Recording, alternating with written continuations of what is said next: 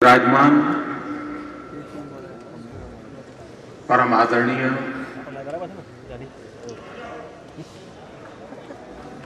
पंजाब के लोकप्रिय मुख्यमंत्री आदरणीय प्रकाश सिंह बादल जी, मंत्री परिषद के मेरे सभी साथी, मध्य प्रदेश से पधारे हुए डॉक्टर कुसमारिया जी, श्रीमान अशोक गुलाटी जी,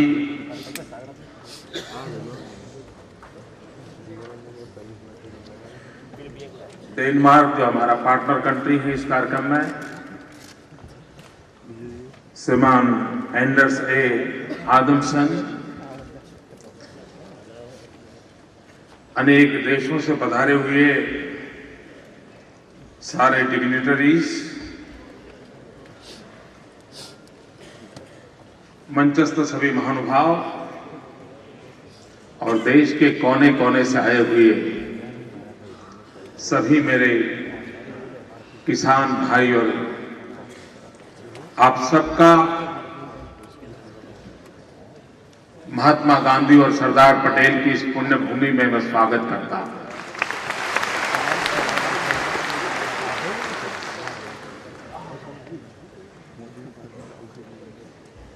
गुजरात में और हिंदुस्तान में इस प्रकार का ये पहला प्रयास है।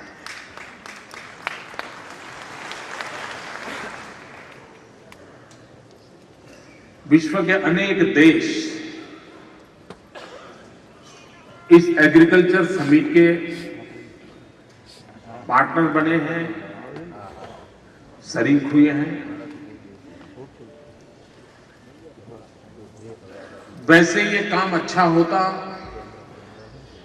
कि दिल्ली में बैठी हुई सरकार करती, लेकिन मैंने सोचा कोई करे या न करे, हम इंतजार क्यों करें।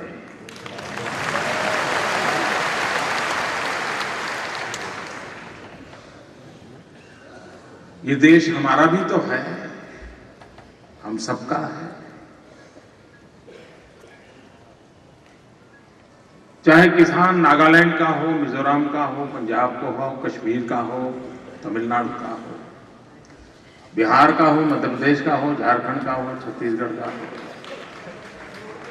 ये भी तो हमारे भाई हैं।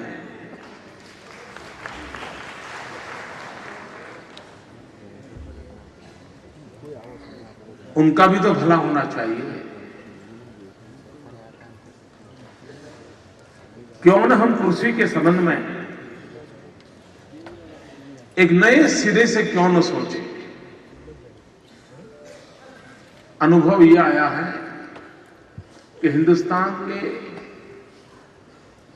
आधे से अधिक किसानों को पता तक नहीं होगा कि सरकार में भी कोई कृषि विभाग होता है। कोई कनेक्ट नहीं। सरकार सरकार के ठिकाने पर है, किसान किसान के ठिकाने पर है, यूनिवर्सिटियां यूनिवर्सिटियों के ठिकाने पर है। गुजरात के पिछले कुछ वर्षों के अनुभव से मैं कहता हूं कि अगर हम सरकार की चार दीवारों से अगर बाहर निकले, गांव से जुड़े, किसान से जुड़े, हमारी यूनिवर्सिटीज को जोड़े, हमारे रिसर्च स्कॉलर्स को छोड़े, फर्टिलाइजर पैदा करने वालों को जोड़े, बीज सप्लाई करने वालों को जोड़े, पेस्टिसाइड करने वालों को जोड़े, यानी जितने भी इन कामों से लगे हुए लोगों को जितना हम जोड़ते हैं, एक्सचेंज ऑफ एक्सपीरियंस करते हैं, मिलजुल करके एक रणनीति बनाते हैं,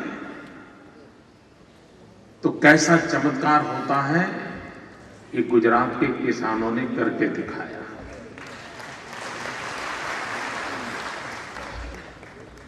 मित्रों, गुजरात एक रेगिस्तान, और उधर पाकिस्तान, नदी नहीं हमारे पास, मुश्किल से एक नर्मदा एक तापी। हिंदुस्तान के एग्रीकल्चर के मैप पर कभी गुजरात का नामो निशान नहीं था, लेकिन ये व्यू बदलने के कारण, किसानों के साथ सही बात पहुंचने के कारण हमें बहुत बड़ा लाभ मिला। तो लाभ का हक सिर्फ गुजरात नहीं हो सकता है, हिंदुस्तान का हर किसान इसका लाभ ले सकता है। उसमें से हमें विचार आया कि सरकार से ज्यादा किसान प्रोग्रेसिव होता है, प्रगतिशील होता है, रिस्क लेने को तैयार होता है, एक्सपेरिमेंट करने को तैयार होता है। और हिंदुस्तान के हर जिले में कोई न कोई किसान है जिसने अपनी बुद्धि से, अपनी समझ से कुछ न कुछ नया किया है। और इसलिए हमें विचार आया कि क्यों न हम हिंदुस्तान के हर एक जिले से जो प्रगतिशील किसान है उसको बुलाएं, उसकी बात सुने, समझें, उसका सम्मान करें। और आज मुझे गर्व से कहना है कि इस कार्यक्रम में उन सभी किसान आए हैं, जो लोग प्रदर्शनी देखने जाएंगे तो सभी इस प्रकार के प्रगतिशील किसानों ने क्या प्रगति की है उसके अलग रचना की है। आप जाकर के उसको देख सकते हैं, उससे बातचीत करके समझ सकते हैं। इससे इतनी ज्यादा जानकारियां मिलती है, इतना अनुभव मिलता है कि जिसका लाभ आने वाले दिनों में होने वाला है।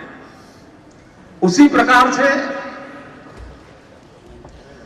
टेक्नोलॉजी में भी बहुत रिवॉल्यूशन हुई है, न सिर्फ हिंदुस्तान में, हिंदुस्तान के बाहर भी कृषि संबंधित टेक्नोलॉजी में बहुत बड़ा बदलाव आया है।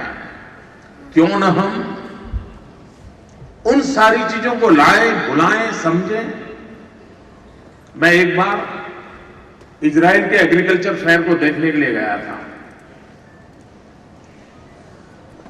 और मैं देख रहा था कि हिंदुस्तान के करीब करीब सभी जिलों से किसान लाखों रुपया खर्च करके इजराइल आए थे और वो उस पूरे मेले को घूम घूम करके देख रहे थे, समझने की कोशिश कर रहे थे, लिख रहे थे। उसके मन में कुछ करने की इच्छा थी, वो ज्ञान, इंफॉर्मेशन की तलाश में था। और तब हमें मन में विचार आया था कि ये लाखों रुपया खर्च करके हमारा किसान इजराइल जाता है, क्यों न हम पूरी दुनिया को हमारे यहां ले आएं ताकि हमारा किसान अपने घर बैठ करके इन चीजों को देख पाए, समझ पाए। ये पूरा इवेंट, ये समिट, ये प्रयास देश के किसानों के लिए है, देश के गांव के लिए है, देश के आने वाली कृषि क्षेत्र के विकास के लिए है। और उस सपनों को पूरा करने के लिए ये हमने कोशिश की है। भाइयों बहनों, मुझे बताया गया कि समिट में 29 स्टेट्स, 29 राज्य, 2 यूनियन टेरिटरीज और हिंदुस्तान के 542 डिस्ट्रिक्ट के किसान यहां मौजूद हैं। 542 जिलों से किसान आए हो, सामान्य किसान।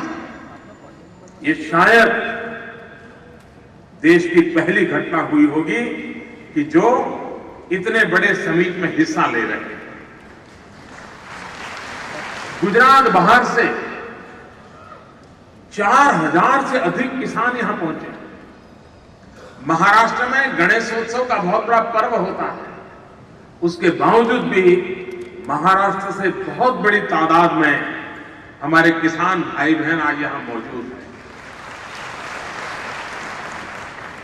और ये मेरे लिए खुशी की बात है कि गणेश चतुर्थी के पावन पर्व पर ये समीट हो रहा है और गणेश जी विघ्नहर्ता है। आने वाले दिनों में विघ्नहर्ता गणेश हमारे गांव की, हमारे किसानों के सामने जितने भी विघ्न है उन विघ्न से मुक्ति दिलाएंगे। ये मुझे पूरा भरोसा है, विश्वास है, मेरी श्रद्धा है। भाइयों बहनों, यहां अनेक विषयों पर चर्चा हुई। जैसे हमारे गुलाटी जी कह रहे थे कि भाई पानी का उपयोग ये आने वाले दिनों में हमारे सामने सबसे बड़ी चुनौती है और ये सही बात है। और इसलिए गुजरात ने एक मंत्र लिया है, जिस मंत्र को लागू करते हुए हम काम कर रहे हैं, पर ड्रॉप मोर क्रॉप। पानी के एक एक बूंद से उसका महात्म्य समझते हुए अधिकतम फसल कैसे पैदा हो, इस मंत्र को लेकर के आगे बढ़ना चाहिए। और जिस राज्य ने कृषि में पानी का महात्म्य समझा, पानी के प्रभाव का भी महात्मा समझना पड़ता है, पानी के अभाव का भी महात्मा समझना पड़ता है।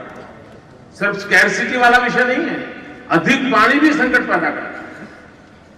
तो पानी के प्रभाव से भी कृषि बचे, पानी के अभाव से भी कृषि बचे, और उस समस्या का समाधान पर ड्रॉप मोर क्रॉप, इस मंत्र को हम चरितार्थ करेंगे तब जाकर के होगा। गुजरात में 40-45 साल की गुजरात की यात्रा, 1960 में गुजरात अलग से अपना काम शुरू किया। गुजरात में सिर्फ 12,000 हेक्टेयर भूमि में माइक्रो इरिगेशन का प्रबंध हुआ था। Sprinklers, drip irrigation, 12,000 hectare. हमने पिछले एक दशक में इस स्थिति को बदल करके करीब 9 लाख हेक्टेयर भूमि में माइक्रो इरिगेशन का प्रबंध किया और उसका परिणाम ये आया है, पानी तो बचा, मेहनत भी बच रही है और फसल अच्छी हो रही है। और किसानों को भी लग रहा है कि हमें वैज्ञानिक तरीके से खेती करने की दिशा में जाना पड़ेगा। हमारी परंपरागत खेती है, उसका महात्मा है। सदियों से हमारे पूर्वजों ने जो विधा को विकसित किया है, उसका महात्मा है। लेकिन समय की मांग ऐसी है कि हमें उसमें आमूलचूल परिवर्तन की दिशा में जाना पड़ेगा। जमीन के हिस्से, टुकड़े छोटे होते जा रहे हैं, परिवार का विस्तार हो रहा है। पहले जो भूमि थी उसके 2 टुकड़े, फिर 6 टुकड़े, फिर 8 टुकड़े, एक एक परिवार के सदस्य के पास जमीन कम होती जा रही है। कम जमीन में ज्यादा फसल, इसकी चिंता अनिवार्य बन गई। मित्रों, हमारे देश में जमीन के क्षेत्रफल की रक्षा, आपके पास 2 हेक्टेयर भूमि है तो उसकी रक्षा कैसे हो, आपके पास 5 हेक्टेयर भूमि है तो उसकी रक्षा कैसे हो, उस पर तो राजनेता काफी अपना दिमाग खपा रहे हैं। सिर्फ जमीन के क्षेत्रफल की रक्षा से जमीन की रक्षा नहीं। अगर हचमुच जमीन की रक्षा करनी है तो जमीन की तबीयत भी देखनी पड़ेगी। कहीं हमारे जमीन की तबीयत तो खराब नहीं हो रही है। अनाप शनाप पेस्टिसाइड डाल करके, प्राकृतिक आवश्यकताओं के विपरीत व्यवहार करके कहीं हमारे देश की जमीन, उपजाऊ जमीन धीरे धीरे बंजर भूमि की ओर तो बदल नहीं रही है। और इसलिए जितना महात्मा है, जितनी आवश्यकता जमीन के क्षेत्रफल की रक्षा की है, उससे ज्यादा जमीन के स्वास्थ्य की चिंता करना वो भी उतना ही आवश्यक है। गुजरात ने एक प्रयोग किया, श्रीमान स्वामीनाथन ने इसको बड़ा सराहा और पूरे देश में इसकी चर्चा हुई। हमारे गुलाटी जी भी उसकी तारीफ सब दूर करते रहते हैं। और हमने सॉइल हेल्थ कार्ड का प्रयोग किया। आज हिंदुस्तान में इंसान के पास हेल्थ कार्ड नहीं है, लेकिन गुजरात ने कोशिश की कि किसान को उसकी जमीन का, उस जमीन की प्रकृति कैसी है, तबीयत कैसी है, क्या कमियां हैं, कौन कौन से रोग से ग्रस्त है जमीन,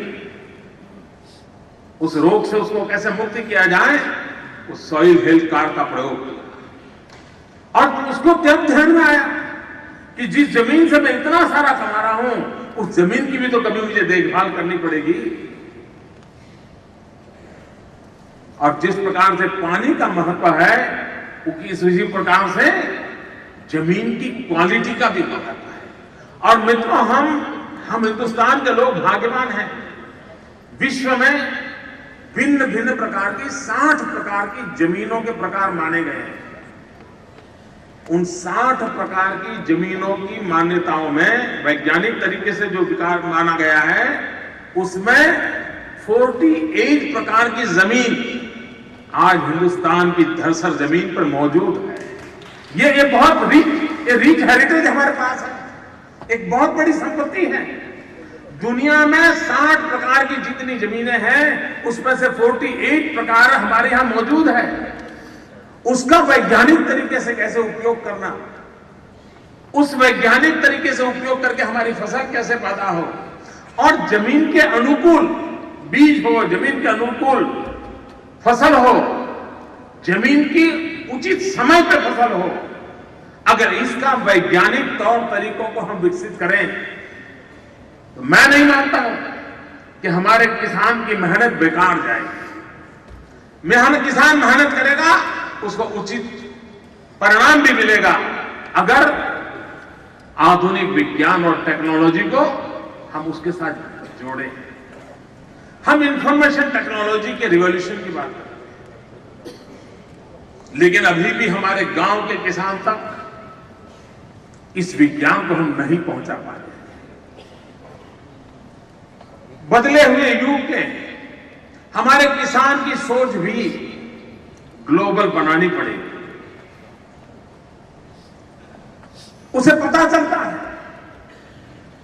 अगर टेक्नोलॉजी के माध्यम से कहां क्या हो रहा है, वो जान सकता है और वो उस प्रयोगों को कर सकता है। मित्रों, गल्फ कंट्रीज में खजूर की खेती होती है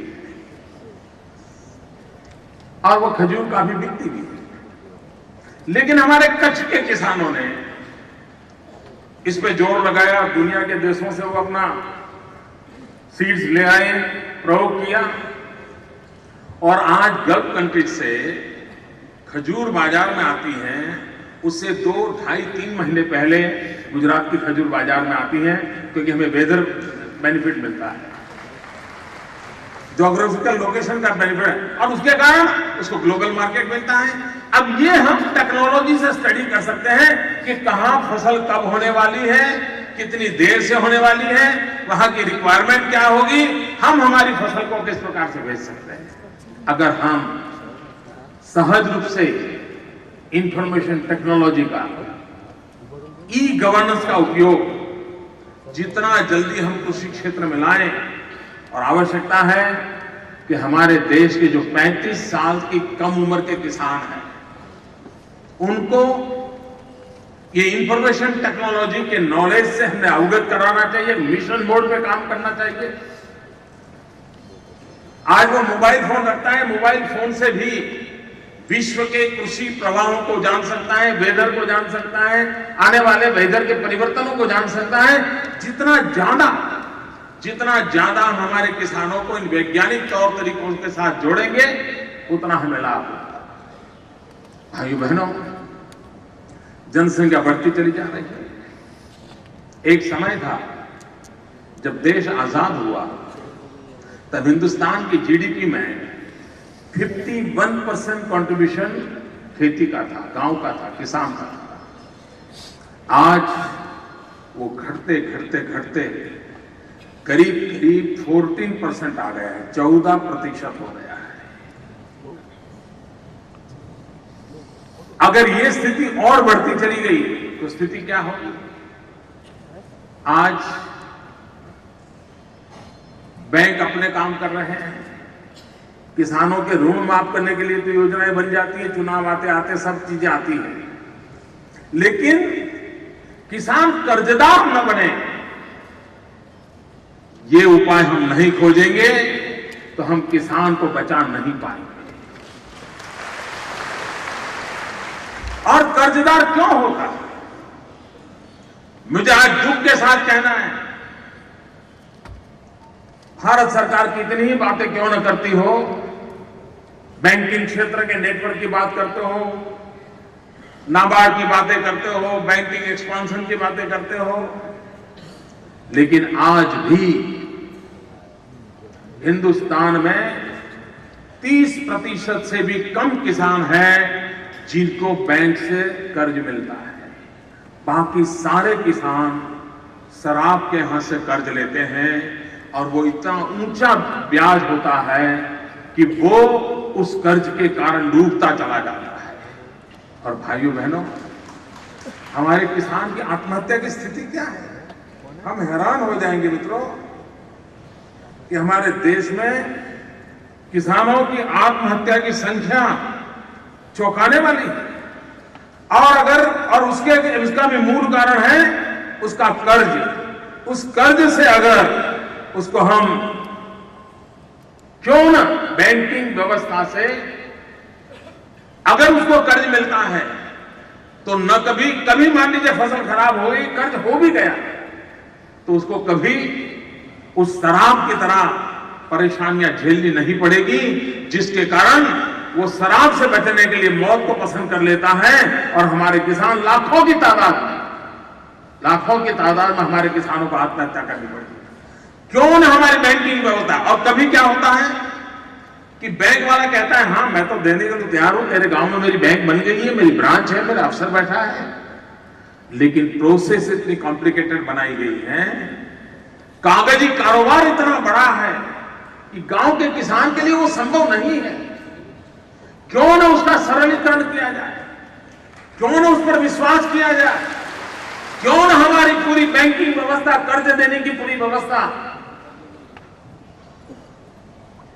किसान सेंट्रिक नहीं बनाएंगे, क्रॉप सेंट्रिक नहीं बनाएंगे, और तब तक हम किसान को मरने से नहीं बचा सकते। और इसलिए उसमें भी आमूलचूल परिवर्तन की व्यवस्था करने की जरूरत है।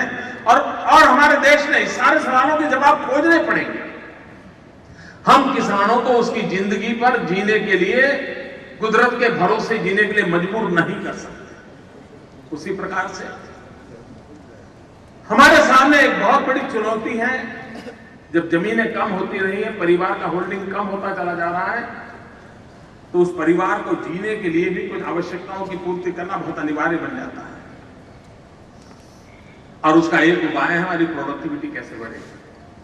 देखिए, प्रोडक्टिविटी के क्षेत्र में हम कितने पीछे हैं। क्या हमारे पास टैलेंट नहीं है? हमारे पास कृषि यूनिवर्सिटीज नहीं है, रिसर्च स्कॉलर नहीं है, तो कमी किस बात की? ऐसा कौन सा कारण है कि आज हमारे यहां जितनी जमीन है, उस जमीन में से जितनी पैदावार होनी चाहिए उतनी पैदावार हम नहीं ले पा रहे हैं? मित्रों देखिए, मैं उन देशों के उदाहरण देता हूं जो देश डेवलप कंट्रीज नहीं है, डेवलपिंग कंट्रीज करीब करीब हमारी बराबरी का आर्थिक सामाजिक जीवन जीने वाले देश हैं, लेकिन उन्होंने भी किस प्रकार से परिवर्तन लाया है। जैसे भारत में गेहूं हेक्टर के अनुपात में 2.8 टन औसत उत्पादन होता है गेहूं का। जबकि नीदरलैंड में हेक्टर में 8.9 टन, यानी करीब करीब हमारे पास 3 टन तो उनके पास 9 टन एक हेक्टर में गेहूं पैदावार होती है। हमारी कमी कहां है? हमारा किसान की मेहनत और उसकी मेहनत में कोई फर्क नहीं होगा। क्या कमी है कि वो 1 हेक्टर पर 3 टन हम कमाते हैं और वो 1 हेक्टर पर 9 टन गेहूं पैदा कर रहा है। मित्रों, गन्ना, शुगर केन, हम हेक्टर पर 66 टन गन्ना पैदा करते हैं, 66 टन। जबकि पेरू, मैं उन देशों को ले रहा हूं जिसका इन सारे कोई बहुत बड़े आर्थिक विश्व के अंदर कोई उनका स्थान नहीं है। पेरू जैसा छोटा देश 1 हेक्टर में 125 टन गन्ना पैदा करता है वहां का किसान।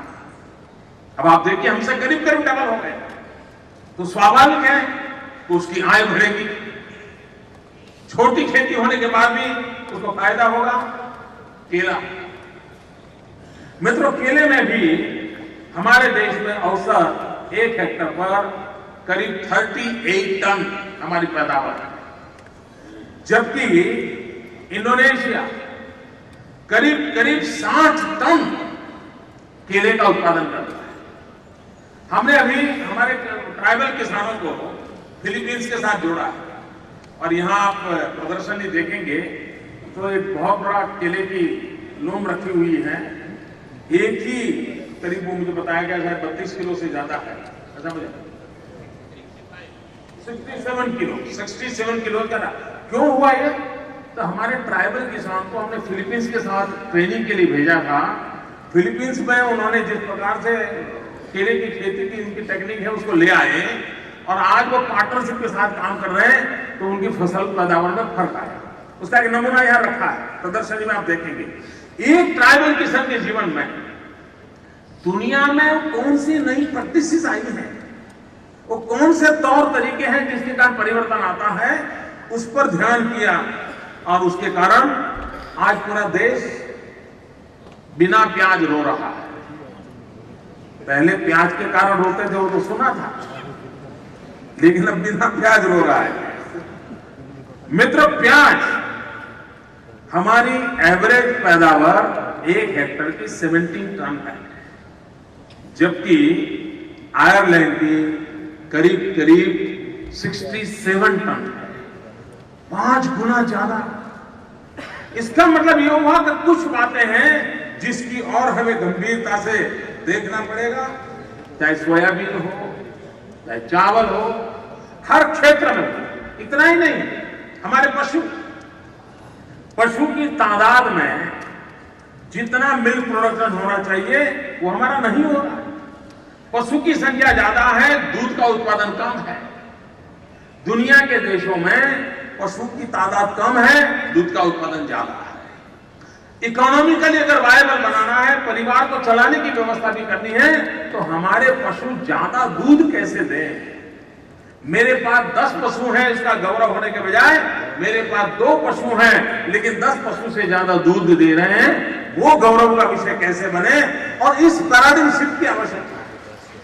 हम जब तक इन बातों पर ध्यान नहीं देंगे, हम शायद कृषि के क्षेत्र में जो परिवर्तन लाना चाहिए वो परिवर्तन नहीं ला सकते। उसी प्रकार से हमारे यहां जो रिसर्च होनी चाहिए, देश की क्या आवश्यकता है, हमारी यूनिवर्सिटीज के फोकस एरिया वो कैसे होंगे। आपको हैरानी होगी मित्रों, पिछले 60 साल में पल्सिस के क्षेत्र में, जो कि हमारे लिए प्रोटीन का सबसे बड़ा रिसोर्स है, मूंग है, चना है, उड़द है, उसमें कोई नई रिसर्च नहीं हुई। प्रति हेक्टर पल्सिस की प्रोडक्टिविटी कैसे बढ़े, और उसके साथ साथ पल्सिस में प्रोटीन कंटेंट कैसे बढ़े। अगर रिसर्च करके, जेनेटिक सिस्टम से जेनेटिक मॉडिफाई करके हम उस दिशा पर बल देंगे तो आज भारत के सामने न्यूट्रिशन की जो समस्याएं हैं, उस समस्याओं का समाधान करने का बीज खेत में बोया जा सकता है और उस समस्या का समाधान खोजा जा सकता है। और इसलिए हमारे रिसर्च के एरिया कौन से हो, किन क्षेत्रों में हम रिसर्च पर बल दें, और भारत सरकार भी उन स्पेसिफिक एरिया को फोकस एरिया मान करके अगर उस काम को बल देती है तो हमारे किसान देश की बहुत बड़ी क्वालिटेटिव सेवा में भी उपकारक हो सकते हैं। आज मेरा किसान देश का पेट भी भर सकता है, लेकिन हमारा किसान न सिर्फ पेट भरेगा, लेकिन हमारे देश को रक्त से तरबतर करके हर एक की शिरा और धमनियों में, उसकी वेन्स में एक तंदुरुस्त खून बहता होगा, ये भी वो कर सकता है। उसकी भुजाएं बलवान होगी, उसका मस्तिष्क तेज होगा, उस प्रकार के मनुष्य की आवश्यकताओं की पूर्ति करने का काम हमारे देश का किसान कर सकता है। और उसलिए किसान को उस वैज्ञानिक तौर तरीकों से कैसे जोड़ा जाए, उस पर हमें बल देने की आवश्यकता है। मित्रों, हमारे देश में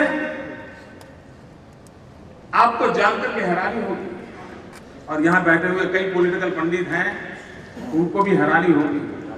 मुझे भारत सरकार का एक फिगर मिला है, पर डे, प्रतिदिन 2,500 किसान किसानी छोड़ करके और व्यवसाय में चले जा रहे हैं। प्रतिदिन इस देश में 2,500 किसान खेती किसानी छोड़ रहे हैं। आप कल्पना करिए आगे चलकर की स्थिति क्या बनेगी, कितनी असुरक्षा होगी। तब जाकर के हर दिन 2,500 लोग कृषि के व्यवसाय को छोड़ दें, कृषि क्षेत्र को छोड़ दें। आने वाले दिनों में कितना बड़ा संकट आ सकता है, इस संकट की ओर हमें ध्यान देने की आवश्यकता है। मैंने पहले कहा ऐसे पिछले 20 साल में 2,70,000 किसानों ने आत्महत्या की है। मित्रों, 2,70,000 किसानों की आत्महत्या, ये मैं भारत सरकार के आंकड़े बता रहा हूं। ये अपने आप में हमारे लिए चिंता का विषय है, और उसके जो मूल कारण है, कुछ बदलाव लाने की आवश्यकता है। जैसे मैंने कहा बैंकिंग सिस्टम में, उसी प्रकार से हमारे देश में जमीन को नापने का काम टोडरमल के जमाने में हुआ था।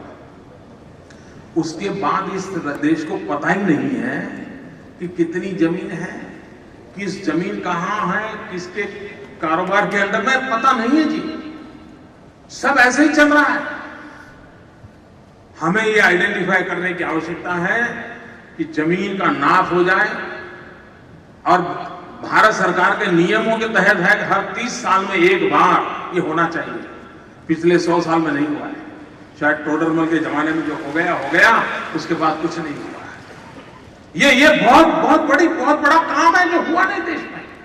आजादी के बाद कम से कम 2 बार हिसाब किताब होना चाहिए था कि हमारे पास जमीन कितनी है, उस जमीन कहां है, किस अवस्था में है, किसके पास है, क्या उपयोग हो रहा है, कोई हिसाब किताब नहीं।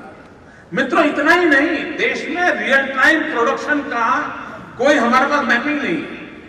आज जो हमारे यहां कभी कभी किसी एक राज्य को गेहूं की जरूरत पड़े और किसी दूसरे राज्य से गेहूं लेकर के पहुंचाना है, तो रियल टाइम हमारे पास फिगर नहीं है कि कहां पर अधिक जत्था है गेहूं का, ताकि वो गेहूं वहां पहुंचा दे। नहीं है। भारत सरकार ने एक मुझे कमेटी बनाई थी, और उस कमेटी में मुझे काम दिया प्रधानमंत्री जी ने। तो हम 4 मुख्यमंत्रियों की कमेटी थी और बाकी सब अफसर लगे थे। मैंने उसका रिपोर्ट भारत सरकार को 2 साल पहले दिया, 2.5 सालों में। और रिपोर्ट देने के बाद मैंने कहा, प्रधानमंत्री से पूछा 3-4 महीने के बाद, मैंने कहा साहब उस रिपोर्ट का, बोले मोदी जी हाँ मैं कहना भूल गया, बना तो बहुत अच्छा है, लेकिन आज तक कुछ नहीं हुआ। और वो रिपोर्ट ऐसा है, मैंने अभी तक मीडिया को दिया नहीं, लेकिन अब मुझे लगता है कि भारत सरकार कुछ कर ही नहीं रही है, तो मैं एक बार मीडिया को डिस्क्लोज करूंगा। मैंने भारत सरकार को दिया, मैंने कभी मीडिया को इस चीज का क्रेडिट लेने के लिए दिया नहीं, क्योंकि मैं चाहता था कि देश की सरकार कुछ करेगी। लेकिन अब मुझे लगता है कि मुझे वो काम करना पड़ेगा। मैंने उनको एक्शनेबल पॉइंट्स दिए हैं, क्या कर सकते हैं, कैसे कर सकते हैं। जैसे मैंने एक छोटा सा सुझाव दिया है कि हमारा जो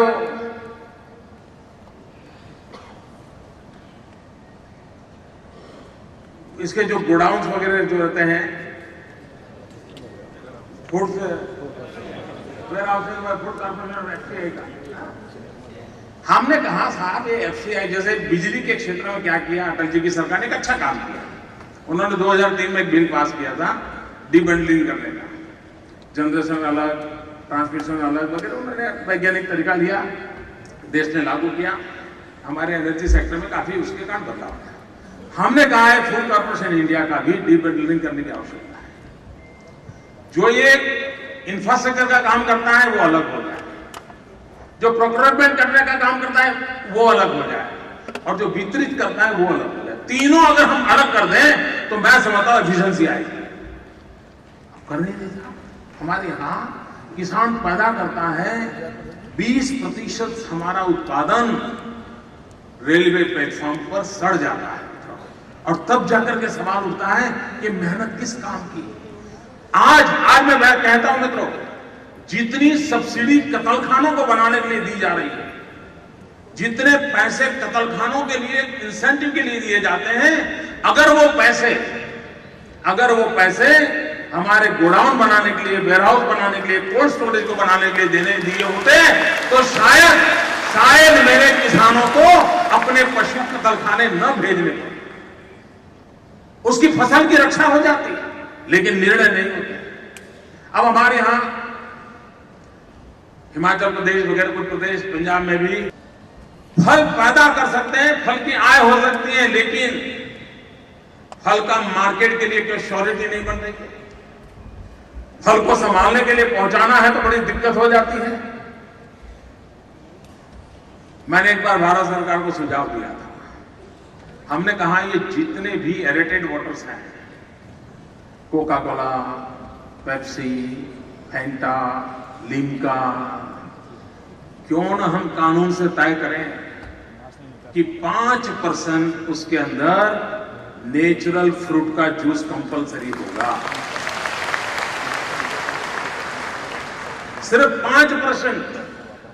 मैं मित्रों विश्वास से कहता हूं कि आज जिस प्रकार से एरेटेड वाटर का मार्केटिंग और सारी दुनिया भर के एडवर्टाइजिंग हो रहा है, मेरा किसान जो फसल पैदा करता है उसका 5% भी उसमें जाता है, तो लोगों के हेल्थ के लिए तो लाभ होगा ही होगा, लेकिन मेरे किसान का माल अपने घर से ही बिक जाएगा, वो कमाई कर पाएगा। लेकिन ये छोटा सा सुझाव भी, ये मल्टीनेशनल कंपनियों का इतना दबाव रहता है क्योंकि उनकी आय कम होगी, मल्टीनेशनल कंपनियों की आय कम होगी, क्योंकि आज तो केमिकल का उपयोग कर करके दूसरे को टेस्ट करा कर लोगों को बेचते रहते हैं, लेकिन सही में फ्रूट अगर डालना पड़ेगा तो उनको खरीदना पड़ेगा, खर्च लागत लगेगी, और उनके दबाव में आज निर्णय नहीं हो रहे। हमारे देश के किसान को कैसे लाभान्वित किया जाए, उसके रास्ते हमें मिल सकते हैं, और उन रास्तों पर अगर हम चलने की कोशिश करें तो हम अवश्य ही उसी प्रकार से इनपुट कॉस्ट बढ़ता चला जा रहा है। हर चीज का एक अपना उपाय भी हो सकता है। हमने प्रधानमंत्री को एक सुझाव दिया, ये जो JNURM चलता है, जिसमें बड़े शहरों में बड़े बड़े ब्रिज बनाते हैं, मेट्रो ट्रेनें चल रही हैं, काफी कुछ भारत सरकार पैसे खर्च कर रही है, राज्य सरकार भी कंट्रीब्यूट करती है, जो तो नगर पालिका महानगर पालिका भी कंट्रीब्यूट कर रही है, वो चल रहा है। हमने प्रधानमंत्री से एक बार सुझाव दिया, मैंने कहा साहब आप JNURM कर रहे हैं, ये कंक्रीट के जंगल खड़े हो रहे हैं, मुझे उसके विषय में कुछ कहना नहीं, लेकिन एक नेक्स्ट जनरेशन का भी सोचिए। बोले क्या? मैंने कहा हम हिंदुस्तान के 500 टाउन को सिलेक्ट करें, 500 टाउन्स, और उसका solid waste management and waste water treatment, उसका कूड़ा कचरा इकट्ठा किया जाए, उसका गंदा पानी को रिसाइकल किया जाए, और उस कड़े कचरे में से खाद्य बनाया जाए, फर्टिलाइजर बनाया जाए। और वो बड़े टाउन के अगल बगल में जितने भी गांव होते हैं वो ज्यादातर सब्जी की खेती करते हैं, क्योंकि शहर में उनको तुरंत मार्केट मिल जाता है। क्यों ना हम ये फर्टिलाइजर, ऑर्गेनिक फर्टिलाइजर उस पड़ोस के गांवों को दें, क्यों ना वो रिसाइकल किया हुआ पानी उनको दें, और हम सब्जी की पैदावार बढ़ाएं और शहरों के अंदर सब्जी की मांग जो है उस मांग को पूरा करके हम एक कंज्यूमर फ्रेंडली भी एंड एग्रीकल्चर फ्रेंडली भी एक व्यवस्था क्यों न विकसित करें और ऑर्गेनिक फर्टिलाइजर देने के कारण जो केमिकल फर्टिलाइजर बचेगा उसके कारण जो सब्सिडी बचेगी उसको हम वायबिलिटी गैप फंडिंग के लिए दे दें। हमारे 500 टाउन साफ सुथरा हो जाएंगे, गंदगी जाएगी, स्वच्छता आएगी और अच्छी सब्जी पैदा होगी। प्रधानमंत्री जी ने मुझे कहा मोदी जी आइडिया बहुत अच्छा है। फिर मुझे एक बार मैसेज आएगा प्लानिंग कमीशन के सामने विषय रखे, मैंने प्लानिंग कमीशन के सामने रखा। फिर मुझे कहा शाम पित्रोड़ा जी देखेंगे, उनको मैंने पूरा भेज दिया। आज कितने वर्ष हो गए नहीं चला। भाइयों बहनों, हमने गुजरात में कोशिश शुरू की, हमने 50 टाउन पकड़े, हम अभी लगे हैं वहां पर, अभी आने वाले दिनों में उस काम को करेंगे और हमारे किसान को हम ये जैविक खाद पहुंचाएंगे। मित्रों, आने वाले दिनों में ऑर्गेनिक फार्मिंग का महत्व बढ़ने वाला, होलिस्टिक हेल्थ केयर, ये सारे दुनिया में एक नई सोच बनी है और समाज का एक बहुत बड़ा वर्ग होलिस्टिक हेल्थ केयर को बल दे रहा है। जब समाज का बड़ा वर्ग होलिस्टिक हेल्थ और ऑर्गेनिक फार्मिंग का बढ़ रहा है, दुनिया के अंदर बिलियंस ऑफ बिलियन डॉलर का ऑर्गेनिक फार्मिंग उत्पादन का मार्केट पड़ा हुआ है।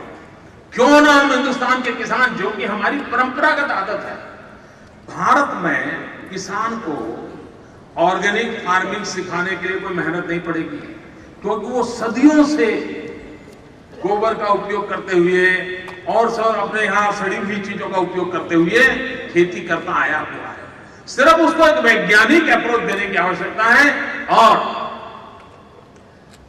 ऑथेंटिक सर्टिफिकेशन सिस्टम खड़ा करने की आवश्यकता है। अगर हम पूरे देश में नेटवर्क खड़ा करते हैं कि जिसमें ऑथेंटिकली सर्टिफाई होगा, हाँ भाई इस खेत में कभी भी केमिकल उपयोग नहीं हुआ है, केमिकल फर्टिलाइजर नहीं हुआ है, पेस्टिसाइड उपयोग नहीं हुआ है, ये नेचुरल जमीन के द्वारा पैदावार की गई चीजें हैं और उसको हम सर्टिफाई करते हैं। मित्रों, मैं विश्वास से कहता हूं, जिस फसल की कीमत आज रुपया मिलती है उतने ही डॉलर आपको मिल सकते हैं और हिंदुस्तान कृषि के क्षेत्र में भी एक्सपोर्ट का एक बहुत बड़ा मार्केट कब्जा कर सकता है और भारत में एग्रीकल्चर एक्सपोर्ट के लिए एक नए सिरे के सोचने की आवश्यकता है। मैं तो राज्यों को भी कहूंगा कि विशेष करके हर राज्य एग्रीकल्चर एक्सपोर्ट प्रमोशन पॉलिसी बनानी चाहिए, हर राज्य ने बनानी चाहिए और हम हमारे किसान को दुनिया के बाजार के अंदर अधिक रुपया कमा सके, इस प्रकार से अपना माल बेच सके। और अगर एक बार उसको कमाई होने लग गई तो फसल भी ज्यादा पैदा कर देगा, उस चक्र को स्वीकार करेगा और वो उसको एक बड़े व्यवसाय के अंदर विकसित कर सकता है।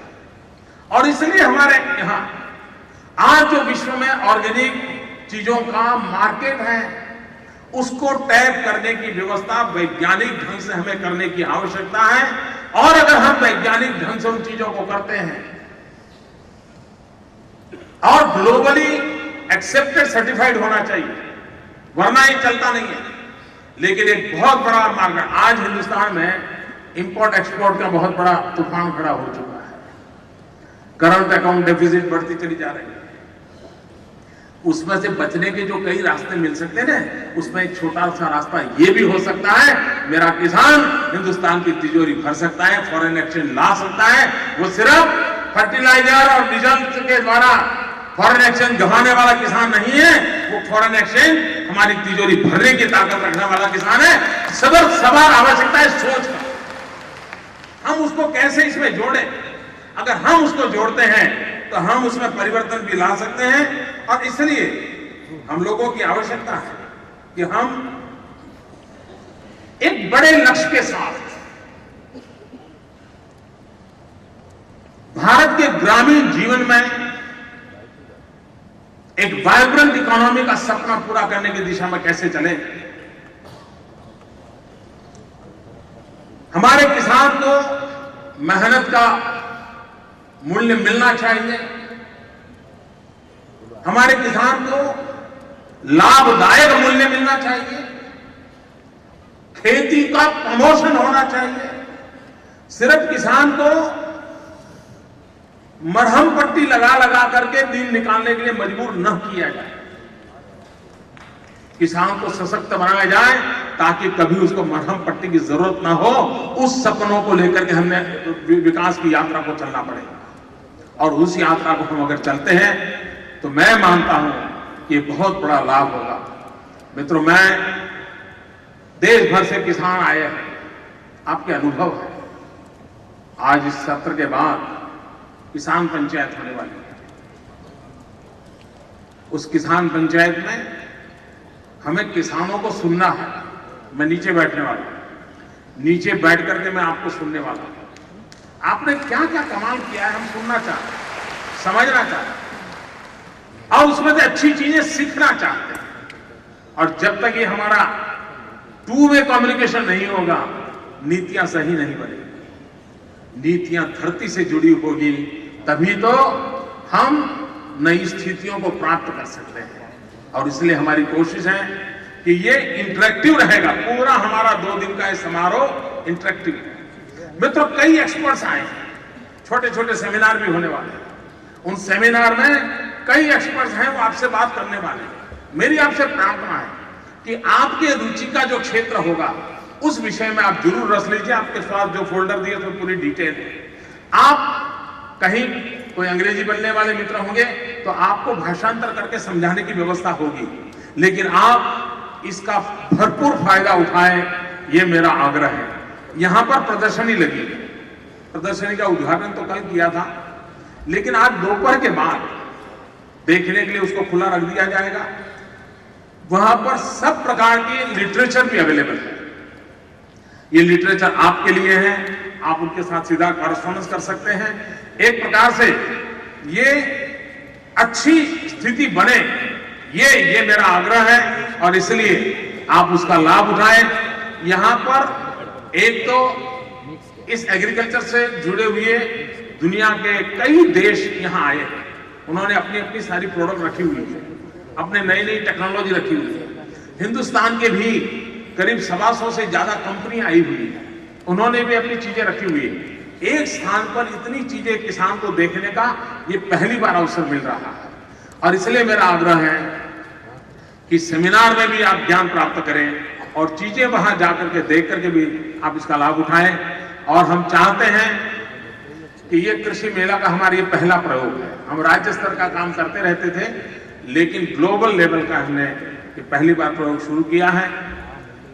हमने जो vibrant Gujarat global investment summit का हमारा जो अनुभव था, उसे हमें लगता है कि बहुत बड़ा बदलाव इससे ला सकते हैं। हमारी सोच में बदलाव आता है, हमारे लिए रिसोर्स काफी नए डेवलप हो जाते हैं। मेरे देश के किसानों को भी इसका लाभ मिल सकता है। ये पहला है और आने वाले दिनों में 2 साल के बाद 3 साल के बाद हम लगातार इस काम को करते रहेंगे और देश भर के किसानों को हम बुलाते रहेंगे और हम मिल बैठ करके भारत का किसान सामर्थ्यवान कैसे बने, हिंदुस्तान दुनिया का पेट भरने की ताकत कैसा पैदा करे, इन सपनों को पूर्ण करने की दिशा में आगे बढ़ेंगे, ये मुझे विश्वास है। मित्रों, प्रारंभ में मुझे एक काम करना था जो रह गया था। मैंने पहले ही कहा था, हम एक स्टैच्यू ऑफ यूनिटी, एकता का स्मारक बनाने जा रहे हैं। आज दुनिया का सबसे ऊंचा जो स्मारक है वो स्टैच्यू ऑफ लिबर्टी है। हम जो स्टैच्यू ऑफ यूनिटी बनाने वाले हैं वो उससे डबल है। मित्रों, हिंदुस्तान इतना बड़ा देश है, इतना पुरातन देश है, हम छोटा क्यों सोचें। विश्व के सामने सीना तान करके खड़े रहने का सामर्थ्य होना चाहिए। ये हर चीज में दिखाई देना चाहिए, उस स्टैच्यू में भी नजर आए। ये सरदार वल्लभ भाई पटेल का स्टैच्यू है। ये फिल्म में दिखाता हूं, उसके बाद मैं आपसे उस विषय में विस्तार से बात करता हूं। मैं फिर एक बार सभी मेहमानों का आने के लिए मैं बहुत अभिनंदन करता हूं, स्वागत करता हूं। आदरणीय बादल साहब के साथ मुझे वर्षों तक काम करने का, उनसे बहुत कुछ सीखने का सौभाग्य मिला है। आज उनकी प्रेम वर्षा का भी मुझे अनुभव हुआ, मैं उनका बहुत बहुत आभारी हूं।